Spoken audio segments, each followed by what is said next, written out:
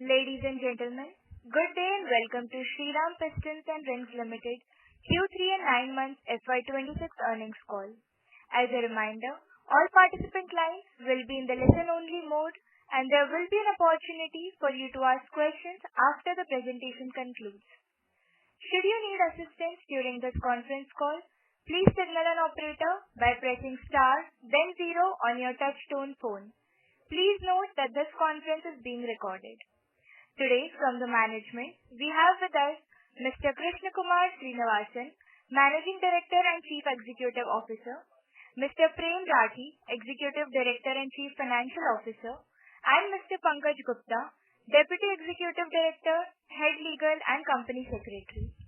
Before we begin, let me remind you that this discussion may contain forward-looking statements that may involve known or unknown risks, uncertainties, and other factors. It may be viewed in conjunction with the business risk that could cause future results, performance, or achievements to differ significantly from what is expressed or implied by such forward-looking statements. I now hand the conference over to Mr. Krishna Kumar for his opening remarks, post which we will open the floor for an interactive Q&A session. Thank you, and over to you, sir. Thank you, Bhumi. I hope all of you are able to hear me well. Good evening, everyone, and thank you for joining us on this earnings call. I appreciate the time taken by you all to be with us today, and I am pleased to walk you through our Q3 and 9-month FY26 performance, progress on our strategic initiatives, and the overall direction of the company. Q3 FY26 has been an eventful quarter for the company, as we delivered the highest ever total income in a quarter, along with the successful completion of SPRL's 100% acquisition of Grupo Antolin's 3 Indian entities, and many other important milestones. SPRL reported a 21% year-on-year growth in consolidated total income during Q3 FY26, supported by a strong broad-based demand across all segments, as the auto industry witnessed a very strong operating environment and reported record production and sales volumes during the quarter.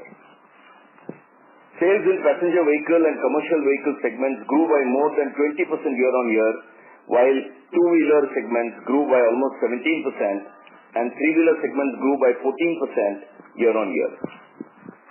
This growth has been driven by various macroeconomic factors like the implementation of GST 2 reforms, which improved affordability for end customers, along with successful repo rate cuts by RBI, which eased the financing costs, along with one of the strongest festive seasons this year. This broad-based growth was also observed in the production volumes, as the total production grew by 17% year-on-year in Q3 FY26. Consolidated EBITDA also witnessed a very strong growth of 21% year-on-year in Q3 FY26.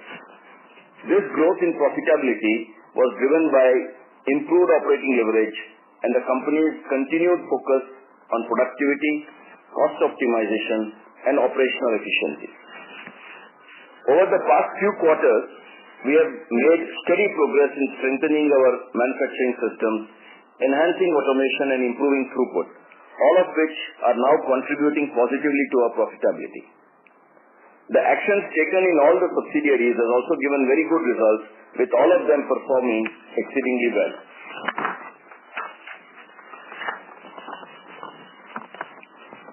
The consolidated profit before tax, PBT, before exceptional items, grew by 22% year-on-year. During the quarter, of course, there was a non-recurring exceptional expense of rupees 252 million pertaining to the statutory impact of the new labour codes introduced by the government in November 2025. Still, our PBT, after exceptional items, grew by 6.4% year-on-year in Q3 FY26. During the 9-month FY26 period also, we reported a robust performance as our consolidated total income grew by 16.8% year-on-year, and despite the one-time exceptional expense, we were able to achieve a strong 10.6% year-on-year growth in the bottom line. A key strategic milestone and an important highlight for the company is the 100% acquisition of the Grupo Antolin's three Indian entities, namely Antolin Lighting India Private Limited, Grupo Antolin India Private Limited, and Grupo Antolin Chakan Private Limited, which are the leading providers of automotive interior and electronic lighting solutions in India. This acquisition marks a significant step in our long-term growth strategy and represents a meaningful diversification beyond the legacy business. With the successful closure of this acquisition, SPRL has become a well-diversified and a multi-product organization, thereby de-risking its business model. Antolin manufactures products such as headliner substrates, modular headliners, sun visors, door panels, door trims, central floor consoles, dome lamps, ambient lighting, touch panels, and electronic capacitive pads for major OEMs across the country, including Tata Motors, Mahindra & Mahindra, Volkswagen India, Toyota, Hyundai, Renault, and others. By entering the automotive interiors and lighting space, we significantly expand our addressable market and enhance our ability to offer diversified and integrated product solutions to our customers. The transaction was completed in the first week of January 2026 at an enterprise value of euro 159 million or rupees 16,700 million approximately on a debt-free, cash-free basis. We believe this acquisition positions SPRL on a strong growth trajectory by complementing our existing strengths with new capabilities, technologies, and customer touchpoints. The integration of these companies will enhance SPRL's financial performance and strengthen its position in the overall market. Post the consolidation of Antolin India operations within SPRL, the overall sales revenue of the powertrain agnostic products would increase to over 35% of the consolidated revenue, including previous acquisitions of TGPEL, Takahata, and EMFI. Alongside this strategic expansion, we continue to invest in the legacy business of pistons, piston pins, piston rings, and engine valves through capacity expansion, asset modernization, and automation. This includes the signing of an asset purchase agreement with Sunbeam Lightweighting Solutions Private Limited, a wholly owned subsidiary of Craftsman Automation Limited, to acquire piston manufacturing lines and related machinery and assets for a total consideration of rupees 280 million.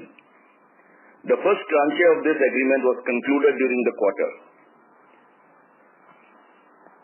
To further strengthen our supply chain, we inaugurated our state-of-art assembly center at Borakalan, Gurugram in November 2025. I am also very happy to state that in November 2025, as committed earlier, we have inaugurated the state-of-art world-class facility at Coimbatore for manufacturing of motors and controllers, and the manufacturing has already started from there. These initiatives are focused on improving efficiency, ensuring consistent quality, and strengthening delivery performance to all our customers. Our diversified customer base across geographies and vehicle segments continues to provide resilience and stability to our business model.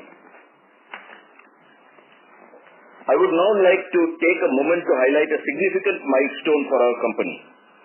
As many of you are aware, I have been discussing our strategy to diversify our business, and I am proud to say that we have been consistently making significant strides in this direction. Being a multi-product organization, it has also become necessary for the name of the organization to represent the multi-product domain that it works in. We believe that we are now at a pivotal inflection point in our journey. As a part of this evolution, we have proposed a change of name of the company from Shriram Pistons and Rings Limited to SPR Auto Technologies Limited, subject to receipt of all necessary approvals from shareholders and government authorities. This change clearly reflects our commitment to enhancing our business activities in the automotive domain and expanding our operations while staying true to our focus for newer technologies. This name change will also ensure that while we diversify into different areas, we will continue to stay focused on our legacy products and also grow our business in the other powertrain agnostic products. I am sure that this move will be a very highly value accretive to all our stakeholders. While the company is consistently growing, it has also followed a policy of rewarding its shareholders throughout the years by the way of dividends. In line with this, the board has approved an interim dividend at 50% of face value, that is rupees 5 per equity share during the meeting held yesterday.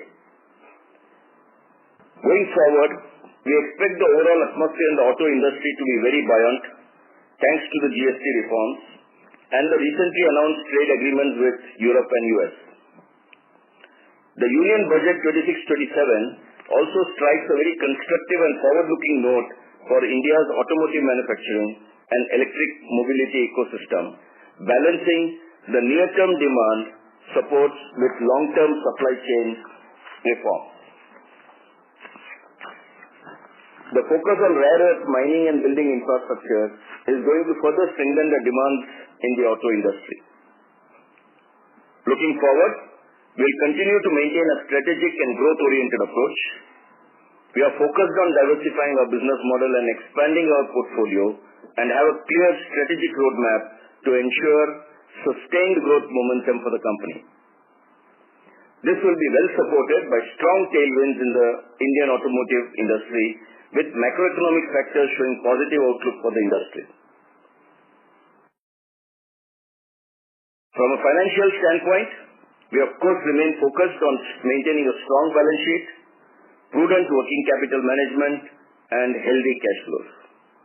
We remain confident in our strategy and execution capabilities and are excited with the opportunities that lay ahead of us. I once again extend my heartfelt appreciation to all our employees for their dedication and commitment, to our customers for their continued trust, and to all our shareholders for their unwavering support. Together, we will continue to build a strong, innovative, and sustainable SPR. Thank you once again for joining us today. We'll now be very happy to take your questions. Thank you once again. Thank you very much. We will now begin the question and answer session. Anyone who wishes to ask a question may press star and 1 on their touch-tone telephone. If you wish to remove yourself from the question queue, you may press star and 2. Participants are requested to use handsets while asking a question.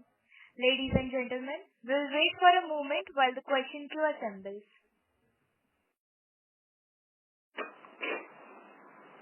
The first question comes from the line of Shriram from Emkay Global. Please go ahead. Thank you for the opportunity and congratulations once again for a very strong quarter. Sir, just wanted your thoughts in terms of outlook for fourth quarter and probably next financial year. We have seen sustained demand momentum and wholesale numbers in the automotive industry across categories for January, and even the outlook seems to be quite strong based on the OEM commentary. So just your thoughts in terms of the standalone operations for the core business, and also maybe if you can touch upon the individual subsidiaries. So now they are almost 35% of our overall revenues. How do you see those individual subsidiaries in terms of their growth outlook for, let's say, 2-3 years standpoint? That also would be very helpful. Yeah, thanks, Shriram. First and foremost, as I said in my address just now, that the overall automotive segment is seeing a very good growth last quarter, and we expect this growth momentum to continue this coming quarter also. And this quarter also, all the indications are quite buoyant, and we expect that we should be breaking records month after month. So, and the same issue is there continuing in all the subsidiaries also, because most of the subsidiaries are also all linked to the automotive business, and so obviously they also have excellent outlook for the next quarter. We expect that the precision plastics business, both at Takata as well as with TGPL, should be doing extremely well. We have by the way, also moved our production to the new locations in Coimbatore for our electric motor and controller manufacturing. And I'm very happy to state that we are hitting records almost every month in terms of our output there and increasing our overall sales. And if everything goes well, we expect to continue this in the coming quarter.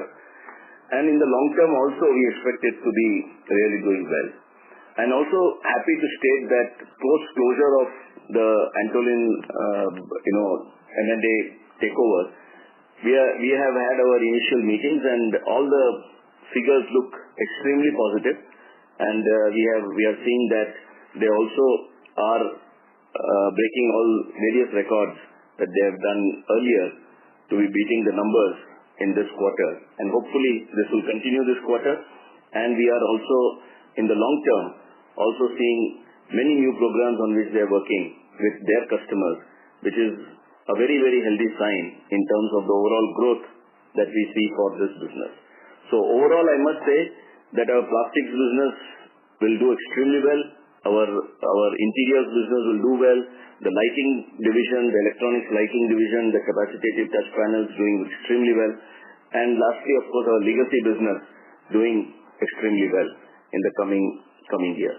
So hopefully, fingers crossed, I'm hoping that this run will continue for some time. Thank you, sir. Sir, if you can elaborate in terms of the actions undertaken in various subsidiaries, I think you did touch upon, just to understand as to what kind of initiatives we typically take when we acquire a company, and also with this reference to Antolin, while obviously it's still a bit early days, but still maybe a few plans that you can share as to that you plan to undertake in terms of accelerating growth and probably improving profitability, that would be quite helpful. Yeah. Chirag, frankly, we do a number of initiatives, thanks to the number of M&As that we have done over the last 5 years. We have a set kind of a rule book by means of which we ensure that not only we focus on the core areas, we also bring in a lot of agility in the organization in terms of execution capabilities, and also build on various growth programs that most of these companies are working on. We have continued this style with all our subsidiaries so far, and we plan to continue this also for Antolin. And frankly, all the Antolin group companies, the kind of growth initiatives that they are working on looks extremely exciting. What it needs is speed of execution with all our customers, and that is what we are going to focus on, while focusing, of course, on technological and digitization and other areas that we want to improve with regards to bringing in more focus in terms of improving the output and improving the agility in the organization. Okay. So just last thing, and then I'll come back in the queue. In terms of the current capacity across businesses and any expansion plans or capex plans, probably you can share. Frankly, that was one of the major reasons why we were, looking at the kind of volumes that were growing and looking at all the schedules that we are getting from our customers. We thought that we might be, a little bit stretched on our piston manufacturing, and hence one of the very important initiatives that we took was to, do this asset purchase agreement with Sunbeam, and thereby getting their piston manufacturing lines. And thanks to that, we have now fairly good capacities available, and we can scale up very fast. And all other places, most of the other places we have put in all required capacity expansion, machines to be able to take care of all the requirements of expansion that we see in the coming at least 2 quarters plus more. Okay, thank you so much. That's it from my side. All the best. Thanks, Chirag. Thank you. Our next question comes from the line of Radha from B&K Securities. Please go ahead. Hello, sir. Thank you for the opportunity. Sir, the FY2025 annual report mentions that the company has taken steps to phase out low margin and non-strategic product lines reallocating resources to high margin value-added product lines. So please help us understand which products are we talking about, what changes have we made, and what kind of delta in margins was achieved through this. Yeah. So, thank you, Radha, for this question. And, frankly, I must say that this exercise we started almost 5 years back. And post, we started screening all our, I will put it this way, that bleeders and leakers and bleeders, as we call it in the company. And we ensured that we work on two ways. One is, of course, going back to the customers to see if we can get some improved prices. And for areas where we were getting priced out because of our competition being on a much lower price target, we decided to actually exit those businesses. And number of businesses we have actually done that in the past to be able to ensure that we are meeting our targets on profitability. And I'm very happy to state that all the improvements that you see over the last 5 years in terms of the margin improvements have actually come that way. Now, this is not something that we continue to do, continuously while we continue to look at leakers and bleeders. But frankly, we have more or less now covered most of that, and you see that there is some kind of, consistency that is coming in our, profitability achievements. And that is what is extremely good, that even with all the new expansion areas that we are working on, with extra efforts that we are putting on the new expansion areas, including some of the money that we are spending for due diligence and others, we are still able to maintain all our margin targets, in terms of maintaining the margins, and that's a very healthy sign, and we expect to continue that way. So, sir, since you mentioned that this exercise was started 5 years back, so I believe that you are talking about the legacy business where all these exercise was taken. So there, how do you differentiate between low margin products and high margin products? So it's a very detailed exercise that we do in terms of overall part profitability. And we have, a very detailed internal benchmarks, and based on that, there is a profitability working for all the SKU sizes that we manufacture. And when we compare that, we are able to easily make out which are the ones which are the bleeders for us, and probably take required action. So is it fair to understand that two-wheelers would be considered lower margin as compared to CV for the legacy products, or this is not a correct understanding? No, not at all. It is on a per product, the product line basis. It has got nothing to do with the two-wheeler industry.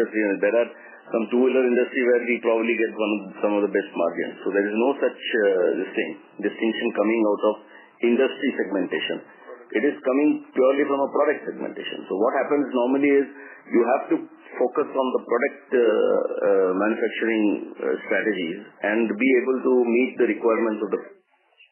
There are also some products, and believe me, in two-wheelers, some of the best technologies we have to give today to the two-wheeler industry in terms of meeting not only the Euro 6 norms, but also meeting the required targets in terms of fuel efficiency and others. Like, some of the coatings on the rings, some of the coatings on both the top and the middle ring as well as the bottom ring. So there are multiple technologies which goes into this. So we work on all those technologies. So within the legacy business, in case there is a product mix change towards four-wheelers compared to two-wheelers, that would have no impact on the margins.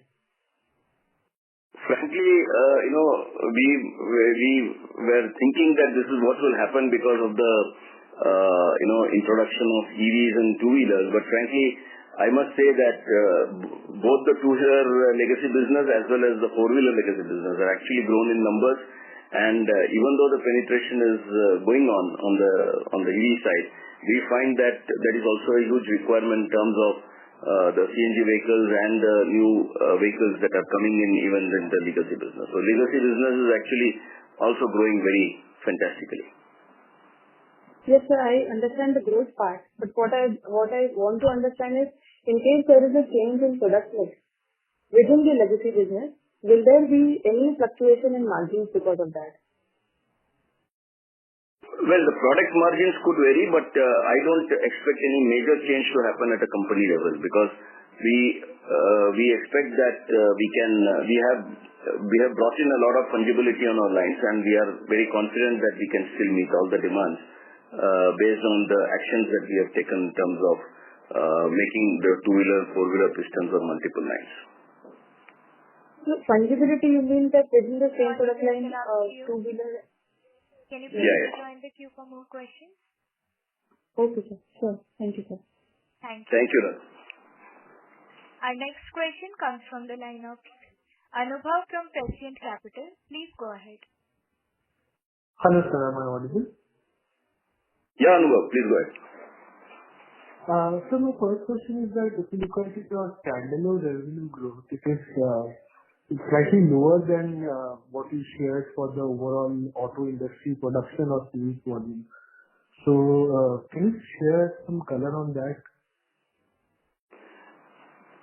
Yeah, basically, see, you must realize this, that on the legacy business, on the standalone numbers, the actual industry started picking up only post mid-October. In fact, I would put it only from November and December, actually. October was more or less remaining almost at the levels of August and September, primarily because there was too much of, capacity build-up, or there was too much of volume build-up that was done by the OEMs. As a result, what happened was all the sale points, the volumes were quite high. So the production was still kept at a lower level, thinking, that people wanted to really understand what exactly is happening what will happen with regards to the volume, how it will go up.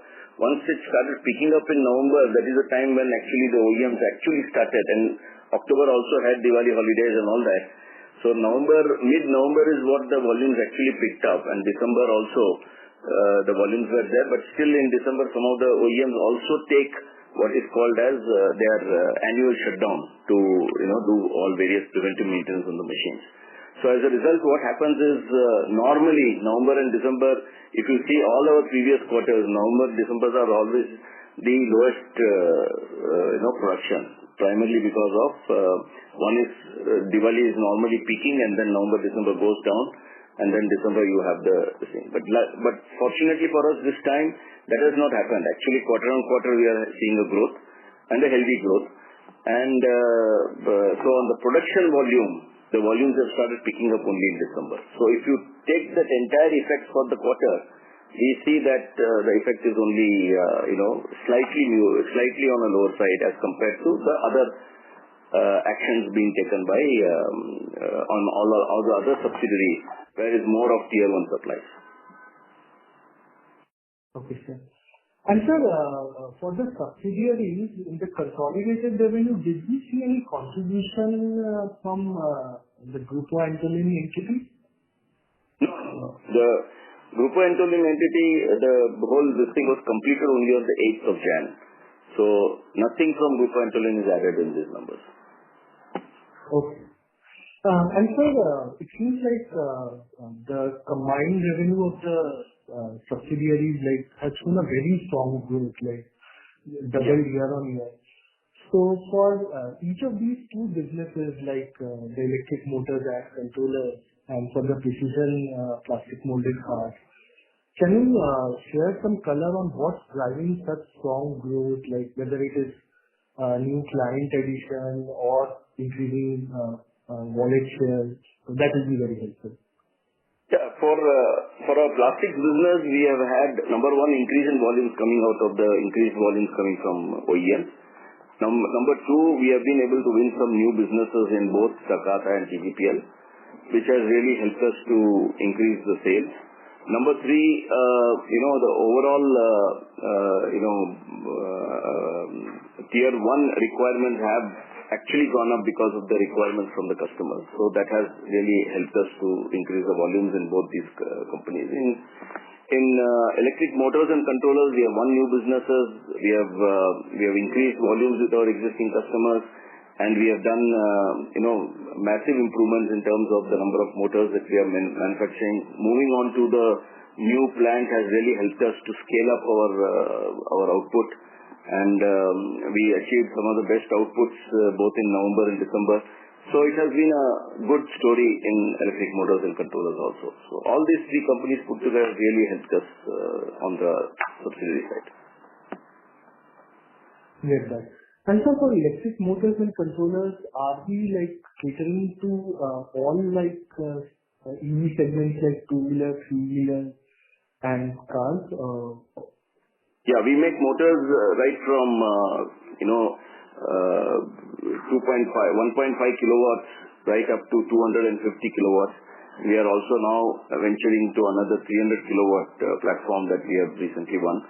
So there are number of programs on which we are working. So we make all kinds of motors. We make hub motors as well as mid-drive motors. We have both the motor lines. We have multiple motor lines now in the new plant.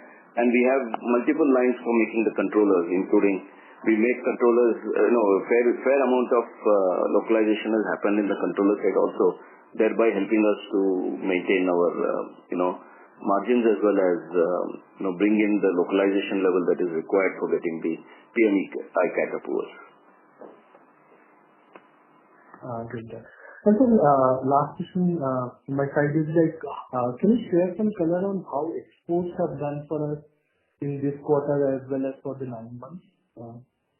Exports also have done quite well, even with a very tough and a very difficult geopolitical situation that was existing till around a week back. I think the overall up to December, it was a very, very tough kind of a market situation. But our teams have done well to get newer markets, work on newer programs, work on newer areas, thereby helping us to actually improve our sales. And frankly, we have actually increased our sales as compared to last year. And sir, just a follow-up question. So North America is a small contributor to our exports compared to Europe and all. So are we focusing especially on increasing that share, especially even like now? I understand it's a very temporary phenomenon, but like the tariffs are also conducive now here. In fact, in North America, we have won some very good businesses, new businesses that we have won recently. And with the tariff situation now, I think it should only help us to further go up. So the quantities will certainly increase going to America. Yeah. Thanks. That's all from me. Thank you, Anubhav. Thank you. Ladies and gentlemen, in order to ensure that management is able to address questions from all the participants in the conference, please limit your questions to 2 per participant. Our next question comes from the line of Divyansh Gupta from Latent PMS. Please go ahead. Hi, sir. The first question on the Craftsman acquisition. Does it only bring us capacity or does it also bring us some products or business that we were not able to, that we were not catering earlier? Yeah, it does both. Got it. Understood. And sir, only from a top line perspective, is the following understanding correct that December 24 didn't include TGPL acquisition, revenue contribution from TGPL? Yeah, a small part was included, but majorly it was not included. Got it. So if I build on this and whatever has been covered in the call, so yeah. TGPL a very small number was done. EMFI was operating on a small base. Now this quarter we have scaled it up, and we have also increased export sales. So if I combine all these 3 points, sales in Takahata and Takahata as well. So Takahata is still in December 24 base, right? So therefore, I'm trying to see that what has in the December base. Sorry, sir, your voice was cracking. All of them except the TGPL was there in the December base of last year. Yeah. So I'm saying that we showed a 20% revenue growth, but if I remove the MP scale up, export scale up, and TGPL, which is now in December 25, then a 20% revenue growth against a 17% production volume growth. That number seems a bit seems that we might have lost some business. Am I missing something, or let's say lower No, specification sold? That's not the way to be done. In overall, even for the auto numbers, when we say the overall 17% is if I include all categories of the business, the 17% was primarily for the two-wheeler and the four-wheeler segment. If I include commercial vehicles and all, it comes down to as low as around 13%, 12 to 13%. So if we look at the overall business that we do, it is still very aggressive. I don't think we have lost any business. Got it. Because I was trying to collect that remove TGPL base, some approximation and see. That is not the right way to do it. Got it. Understood, sir. Understood. Yeah, that's all. Those two questions were there. Thank you. Thank you, Divyansh. Thank you. Our next question comes from the line of Harsh Shah from Seven Rivers Holding. Please go ahead. Hi, good afternoon, sir. Sir, can you give us the breakup in terms of what was the growth in OEM aftermarket and export business? Yeah. So all segments of our business have actually really grown well. So we don't give individual segment-wise detail, obviously because competition is tracking us very, very closely and very, very diligently. So we have to be very careful. But at the same time, I want to highlight that our aftermarket business has done some record sales in some of the months, and it has actually done very well. Exports have grown quite well. Our domestic markets have grown quite well. And product-wise, all product segments have grown very well. So, sir, if I only have to look at your standalone business, the legacy business, say for next 4 to 5 years, then should we take your growth as part of the industry growth? I mean, whatever the OEM industry growth would be there, our growth would be similar to that? Yeah, we have a sizable share in the market, so there is no reason why we should not take that we will grow at the level of the market growth. So in standalone business, what can bring in the incremental growth? Because I mean, if you look at the industry report, the OEM industry is expected to grow at 6 to 7% for next 5 years. Then what can get us that incremental 4 or 5% growth to reach 10-12% growth for our legacy business? Harsh, there are multiple areas on which we can actually go.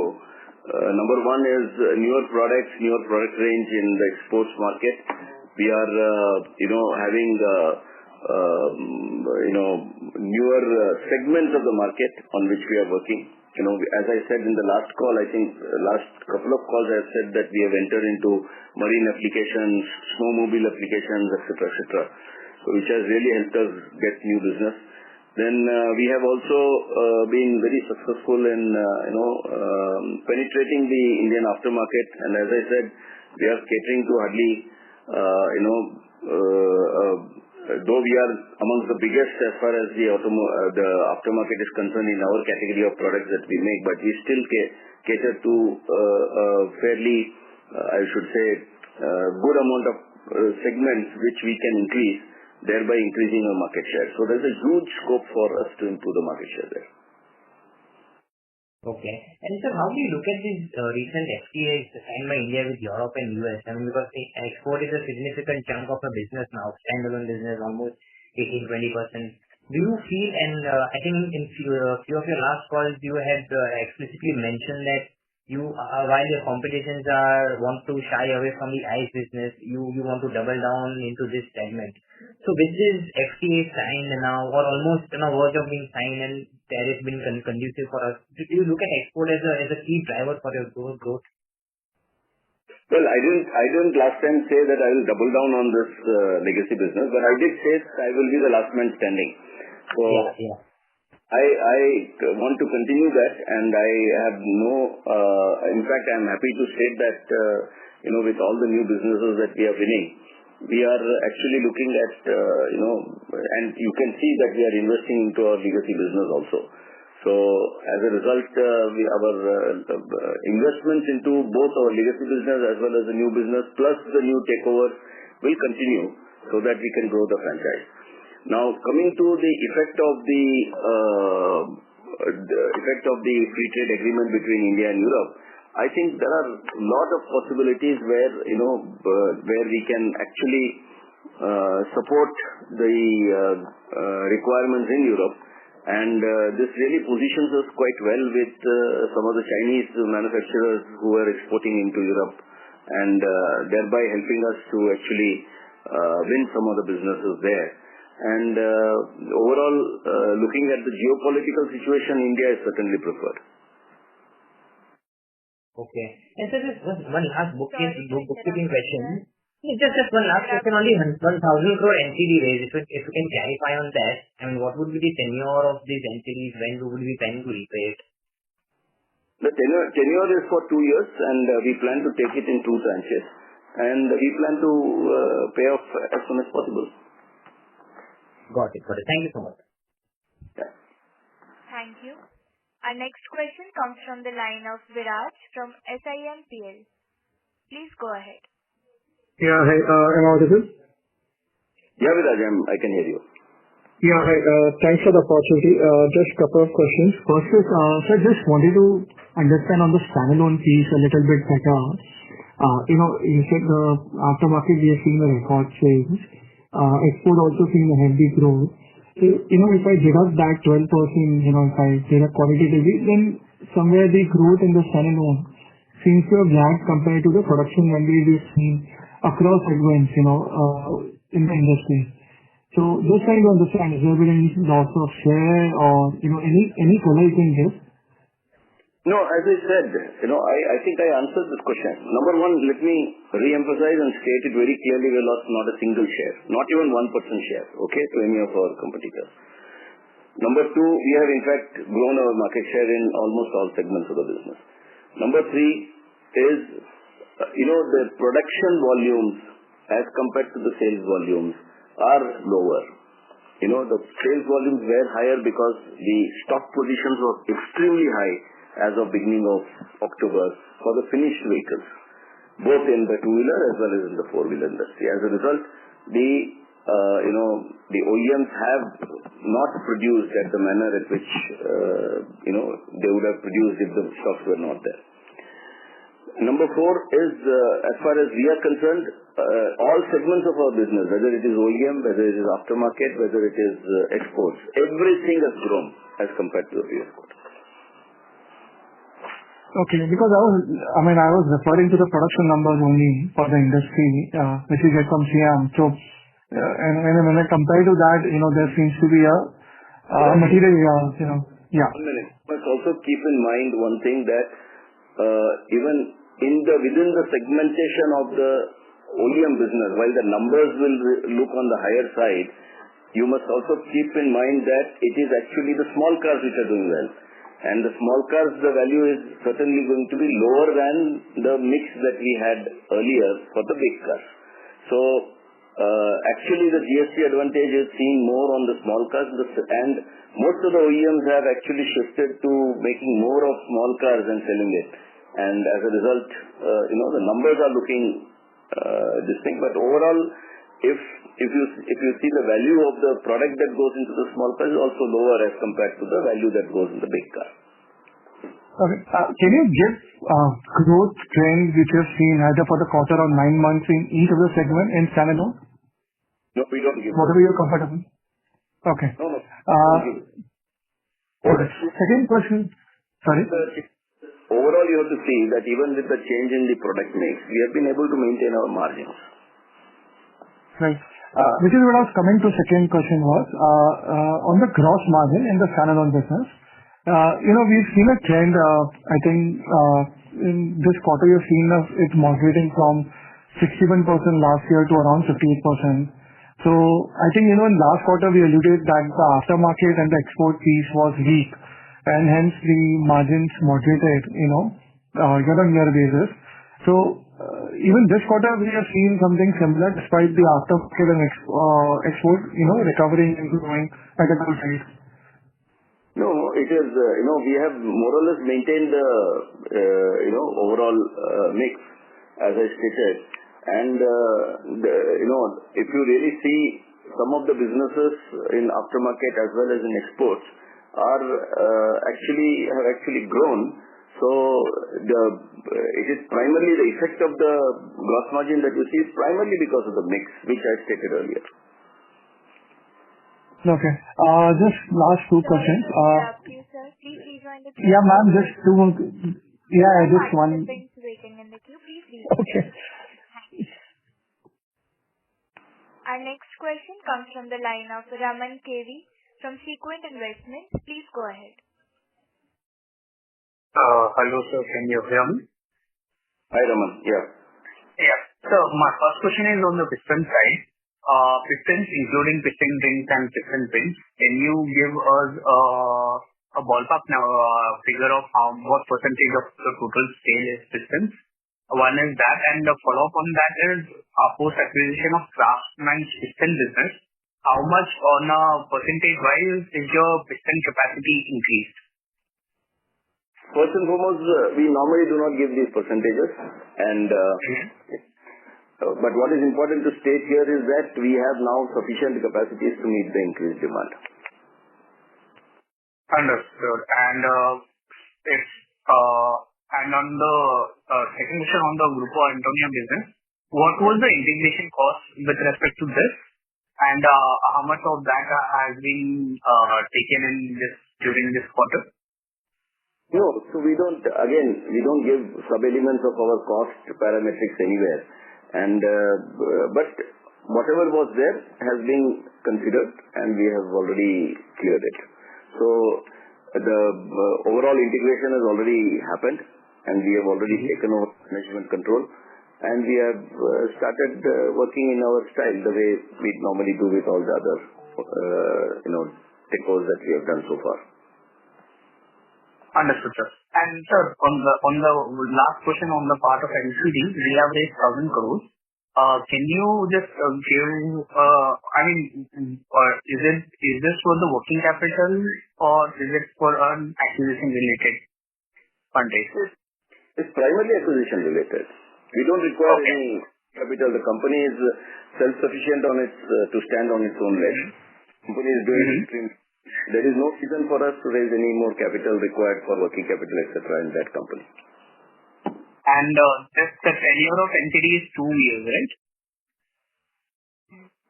Yeah, the NCD is for 2 years. And at what rate have we raised this NCD? Ladies and gentlemen, the line for the management seems to be disconnected. Please wait for a moment while we reconnect them. Thank you for patiently waiting. The line for the management has been reconnected. Over to you, sir. Yeah, thank you, Bhumi. I'm very sorry for this. We suddenly lost the line. So, Raman, but I think I have answered your question, right? I just want to understand at what interest rate have we raised this NCD? That was my final question. We have raised it at very competitive rates, and we don't normally give the percentage here. Understood. Thank you, sir. Thank you, Raman. Thank you. The next question comes from the line of Mehul Panjwani from 40 Cents. Please go ahead. Hello, sir. Thank you so much for the opportunity and congratulations on a great set of numbers. Sir, I'm referring to thank you, sir. I'm referring to slide number 22 in your presentation. I can see the subsidiaries are listed for our company. So can you throw some light on how have we classified the subsidiaries? I mean, is it based on business products, or is it like the size of the subsidiary, or? It is based also, if you can. Yeah, it is. As you can see, it is based on the shareholding, and there is no such any other specificity with which we have listed that. And sir, what would be the? Yeah, sorry, sir. Go ahead. You can go ahead, sir. Of shareholding that we have, and whether it's 100% subsidiary on SPRL, whether it's 100% subsidiary on SEL. Sir, what would be the revenue contribution from each of these subsidiaries? As I said, we don't give those breakups, and you can see the annual accounts, yeah. And sir, what would be the, so I can see Antolin is, those are two new subsidiaries. But apart from that, we have SPR Engineers. So Engineers is completely dedicated to electric vehicles? No, SPR Engineers Limited has got three companies under its fold. One is the SPR Takahata, which is we have a 62% stake there, and SPR EMFI with a 73% stake, and SPR TGPL with a 100% stake. And apart from that, SEL in itself has its own production center, which is at Pithampur. Okay, and sir, when we refer to legacy products in the... Sir, last question because it's very related. I just want to know... Yes, sir, I just want to know about the legacy business. So, when we say legacy business, which are the products which come in legacy? Because I'm new to this company, yeah. Okay. It is basically our pistons, rings.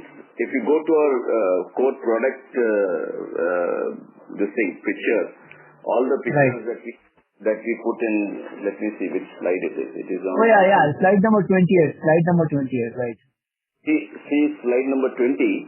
We have written very clearly what is a legacy product, like pistons, piston rings, piston pins, engines, engine valves, and piston rings.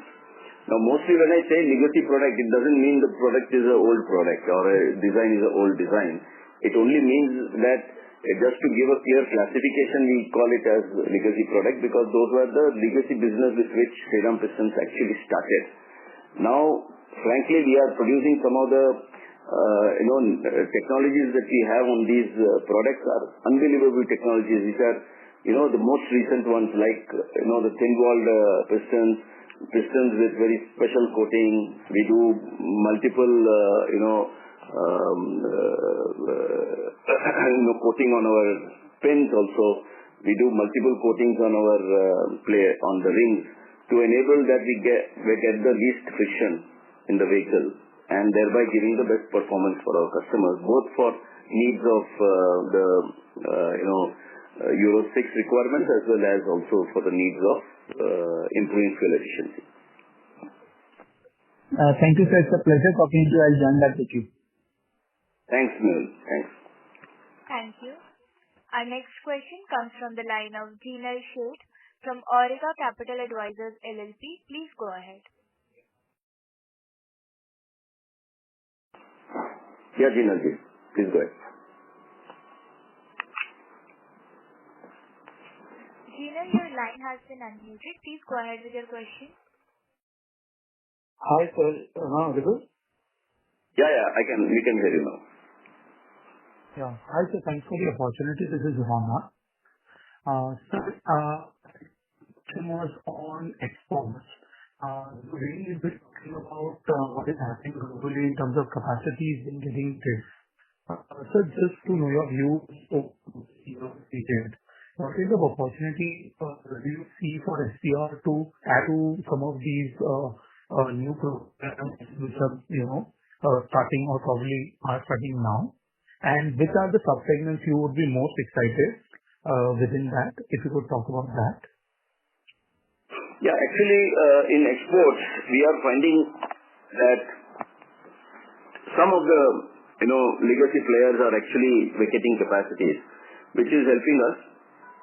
But there are also, many of the OE customers have to actually go through the overall validation cycles are quite long and it takes some time. But our exports have been growing quite well, and all the programs that we are actually working on is also quite good in terms of the number of programs and the number of new programs. So most of our program managers are really very busy managing those new programs. So that's point number one. Point number two, as far as the kind of products that are getting interested in the market, I think we have fairly good inquiries, including inquiries for our electric motors and controllers, which we are working on. There are some, export requirements which we have already given samples and they are under validation and testing. So it's a very interesting phase now. We are quite excited with all the opportunities that are in front of us. So would it be fair to assume that export... Can you please rejoin? There are still participants waiting in the queue. Ma'am, this one last bookkeeping question and I'll join back with you. Sir, can you just quantify the amount of depreciation which the company will take in an absolute amount for next year, given that you've made a large acquisition this year? That's the last question. Well, I never said that I've made a last acquisition. The large acquisition that we have done does not stop us from making more acquisitions. So please be clear. I think we are still fairly under-leveraged, and I think we can do much more. And there is no reason for us to assume that we'll stop here. Understood, sir. But could you quantify the depreciation amount, sir?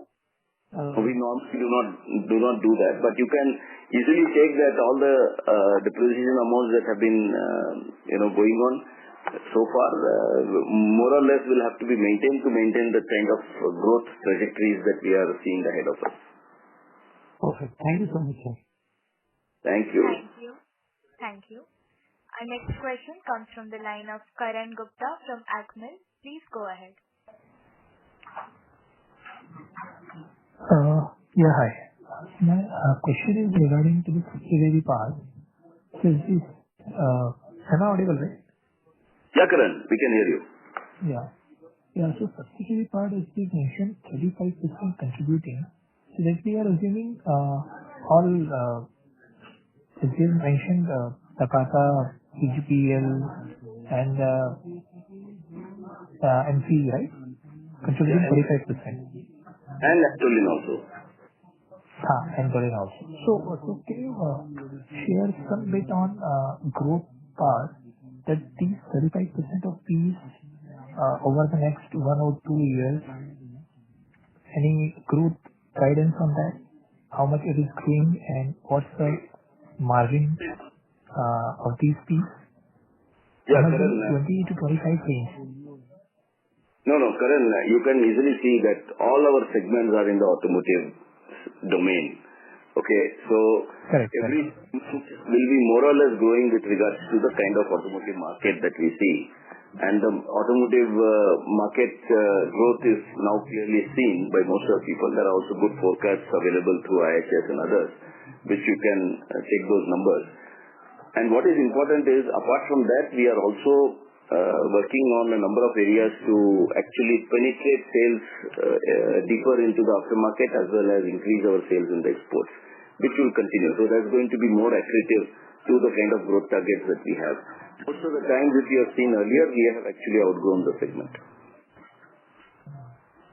Okay, so the margin expansion we are seeing is largely as of now because of aftermarket and export side. No. And going forward, this subsidiary will contribute. No. I think this assumption is completely not correct.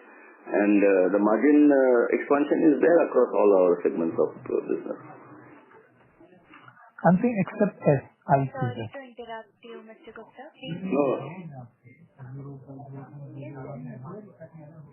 These have actually grown in all segments of the business.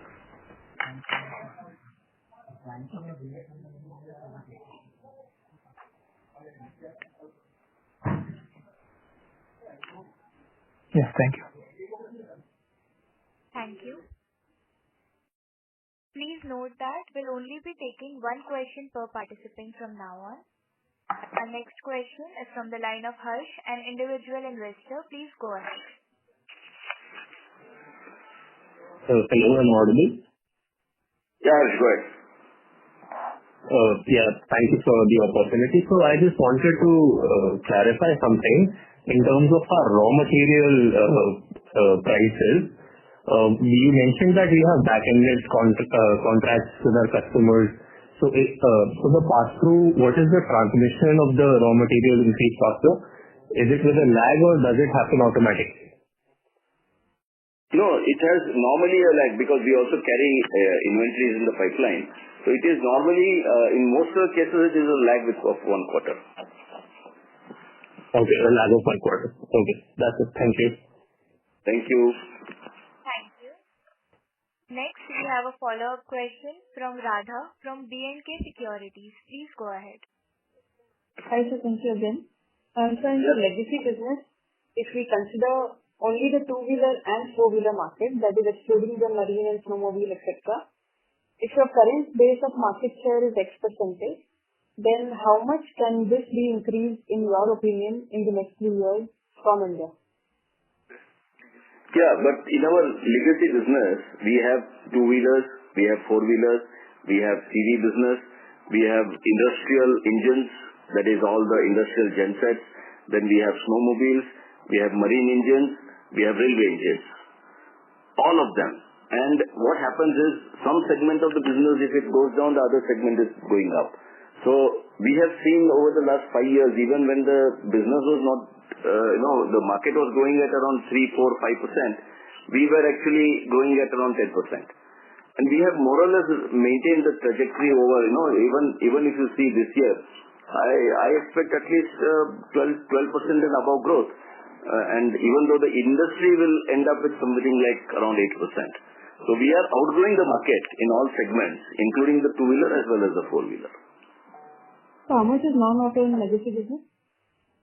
Pardon me? Non-auto? How much is non-auto in legacy business? Yeah, it's fairly big number, but I don't normally give those percentages, rather. Okay, sir. All the best to you. As I said, the non-legacy, auto business consists of all the engines that I said just now, the marine engines. Then we are supplying to, railway engines. We are supplying to gensets.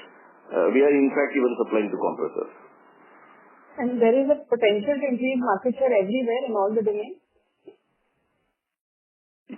Yeah, why not? Because in all segments of the business, we are only looking at not only the Indian business but also the international business. And with people vacating capacities, we do find that there is a good possibility for us to keep increasing the business.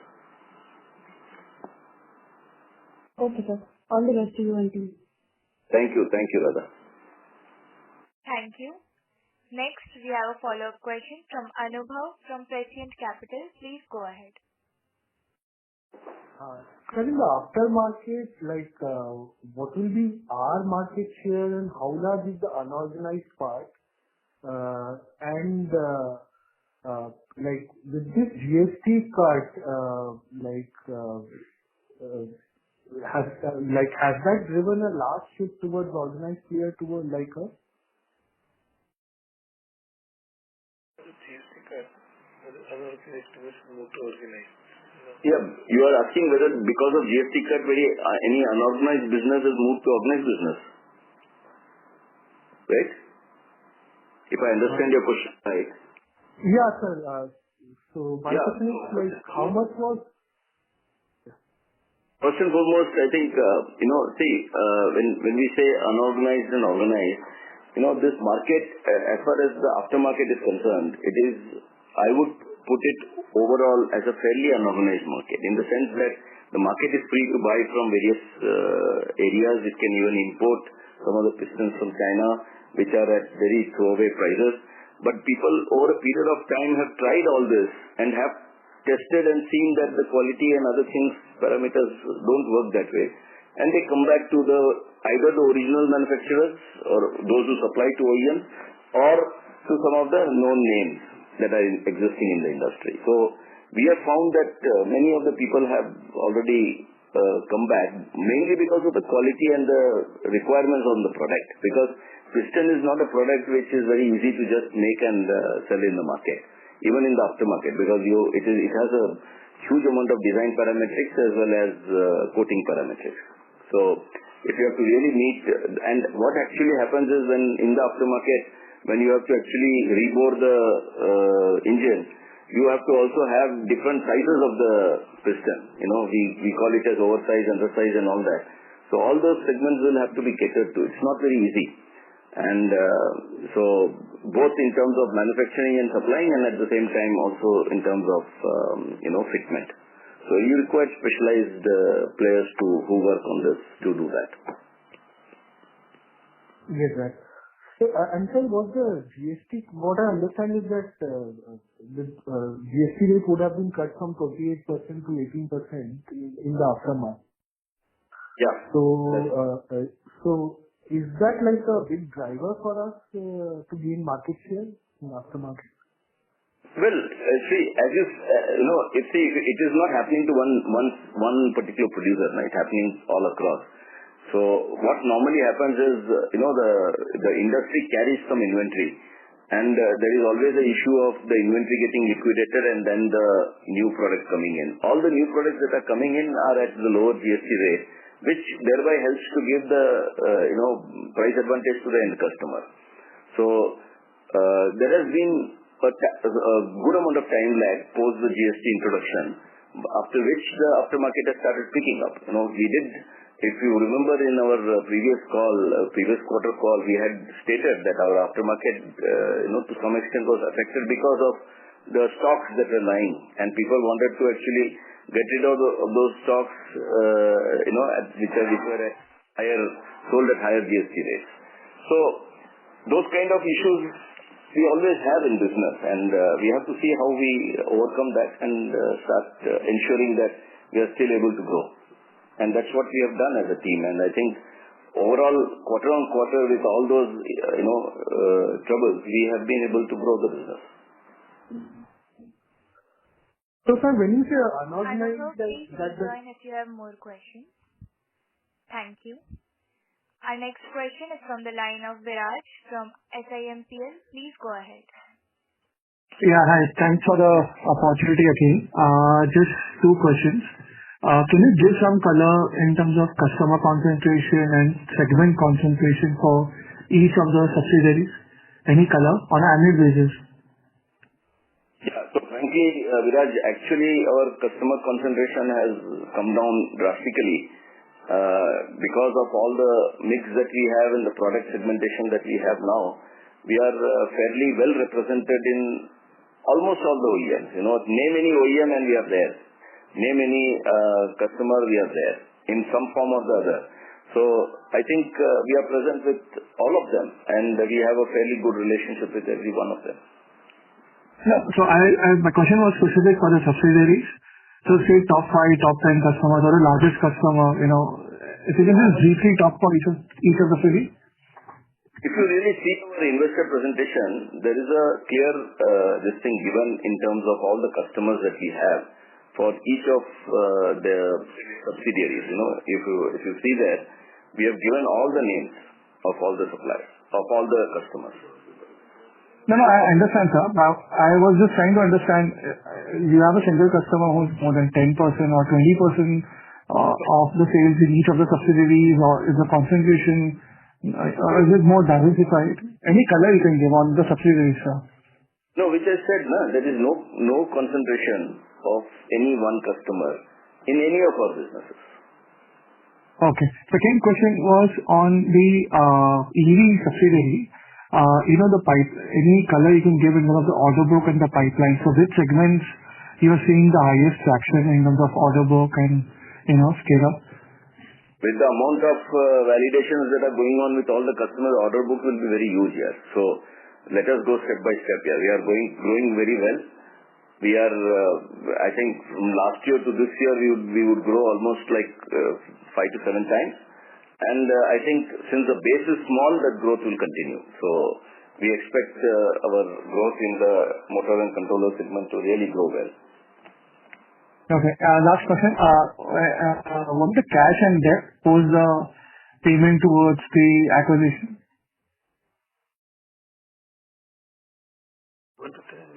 Yeah, total we have paid 159 million. I have, I think, stated that in the... Yeah, I'm just trying to understand what is the cash and the debt level now post the acquisition?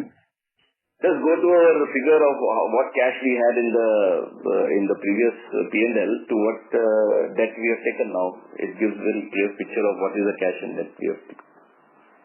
Okay, thank you. Thank you. Thank you. Next question comes from the line of Divyansh Gupta from Latent PMS. Please go ahead. Hi, sir. Just one question. What would be the maintenance capex for us either last year or let's say going forward? How should we understand maintenance capex? No, maintenance capex, normally what happens is we don't give any percentages, but as I said, it is well within limits. And there is no such thing as, we are spending anything extra for our maintenance capex. So it's... I was trying to understand that, example-wise, let's say last year we did about 170 odd crores of capex. How much was, let's say, growth capex versus just for maintenance? No. We don't give those breakups. But as I said, it's within the industry norms and within our planning parameters. Got it. Understood. Thank you. Thank you. Next question comes from the line of Ravi Purohit from Securities Investment Management Private Limited. Please go ahead. Yeah, hi. Thanks for taking my question. Congratulations on a good set of numbers. So just one question. Historically we've seen, running of this company at very, very good and strong ROC levels, right? Even the acquisitions that we have made in the past, like Tahakata, have ended up giving us, reasonably good ROCs. So how would you judge this new acquisition of the Grupo Antolín's assets? Would you aspire to bring this asset also to be at the same ROC level as the company? I'm not talking of margin, but essentially, is it going to be ROC dilutive, or do you think we can, over the next 2-3 year period, bring them at par with the company level ROCs? Well, all our initial working shows that we can make it at par. Okay. That would be great, I think. Yeah. Thanks a lot and congratulations. Thanks, Ravi. Thanks. Thank you. The next question comes from the line of Harsh, an individual investor. Please go ahead. Yeah, thank you for taking the follow-up question. I just wanted to, obviously now the company is different from 2 years ago or so.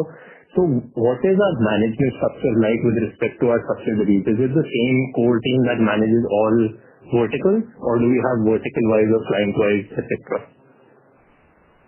Yeah, so the structure that we have followed, and we find that is really working very well for us, is to ensure that the existing management structures in the subsidiaries are able to work along with a core group of the central management team, which is able to give all the support that it requires in terms of all the growth requirements and everything, thereby ensuring that we are able to be very agile and be able to make quick decisions in terms of all the requirements.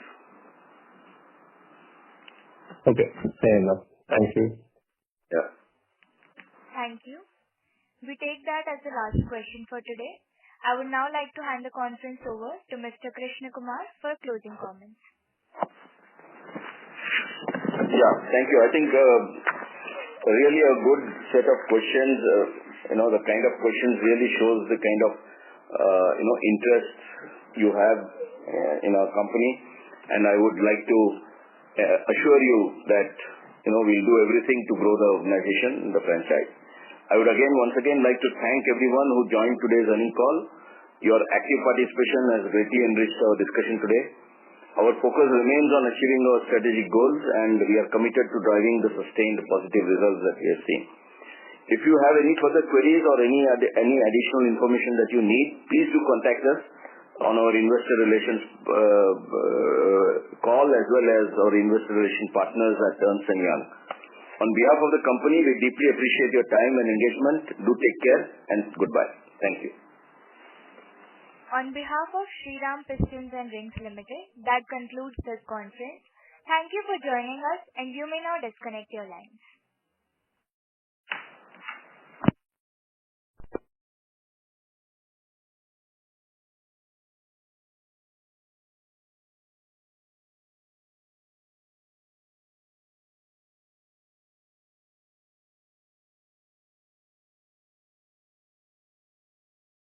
If you found this video helpful, please like, share and subscribe to Concall India for latest upcoming Concall.